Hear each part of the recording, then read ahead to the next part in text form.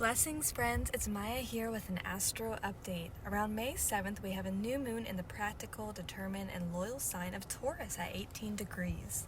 A new moon is when the sun and the moon are coupled together in the sky, and it's generally a time of seed planting and manifesting. Taurus is an earth sign filled with patience, reliability, and pleasure-seeking energy. This sign also rules the neck and the shoulders. Those of us who have planets around 18 degrees of Taurus or any other fixed sign will likely feel the effects of this new moon the most. On a positive level, this Taurus new moon can be filled with reliable, determined, sensual, and practical energy. On a negative level, this Taurus new moon can be filled with self-indulgence, stubbornness, and passive-aggressive energy.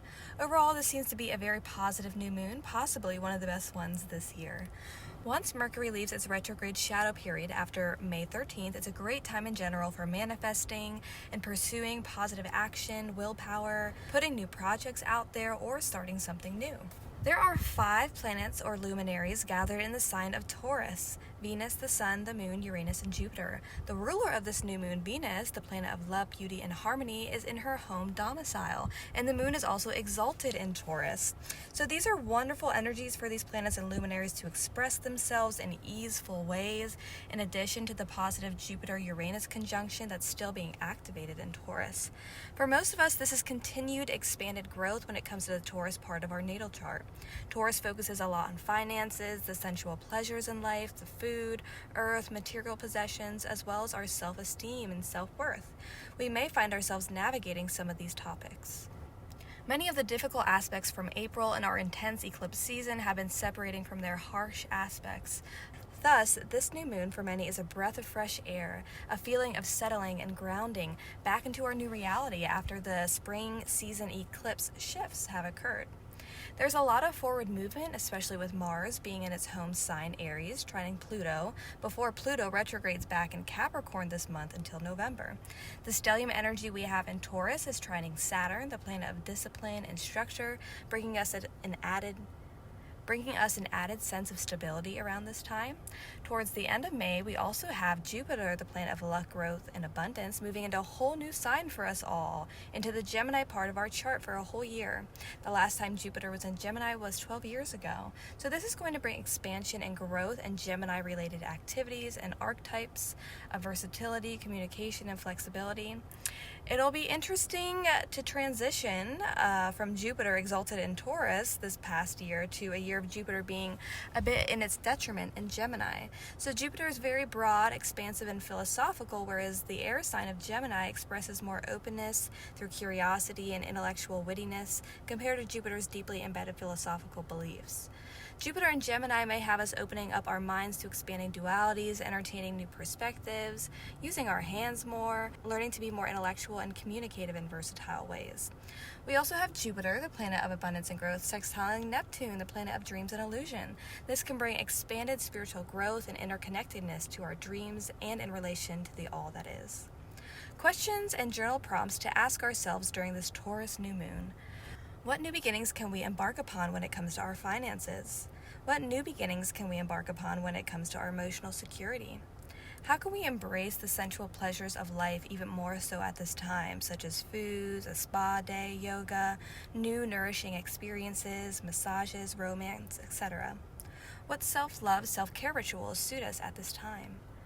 What can we do to elicit greater self-acceptance?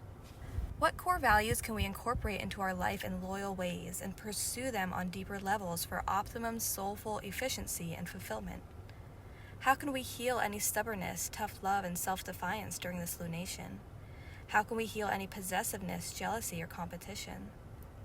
How can we embark upon new beginnings and perspectives when it comes to our material and physical possessions?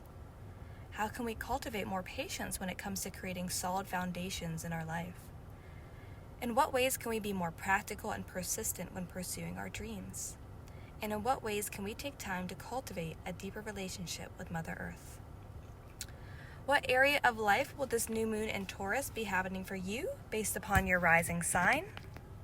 For Aries rising, this new moon will be happening in your second house. This could be a new beginning having to do with your income, how you make money, your self-worth, self-esteem, physical possessions, as well as values. For Taurus rising, this new moon will be happening in your first house. This could be a new beginning having to do with yourself, identity, physical body, outward appearance, or new endeavors. For Gemini rising, this new moon will be happening in your 12th house. This could be a new beginning having to do with the unseen realms, such as the subconscious, one's dreams, spirituality, and mental health.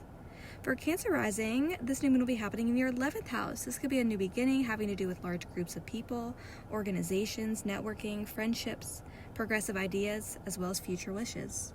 For Leo rising, this new moon will be happening in your 10th house.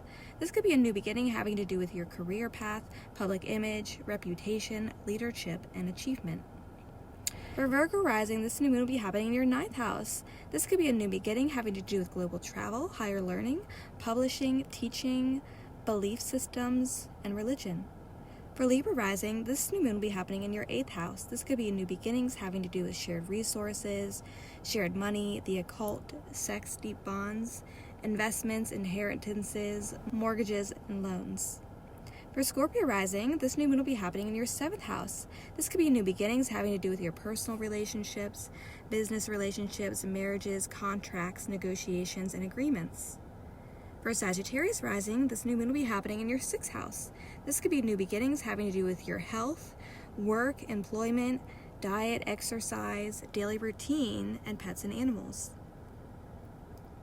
For Capricorn rising, this new moon will be happening in your 5th house. This could be new beginnings having to do with creativity, romance, children, hobbies, celebrations, as well as small businesses.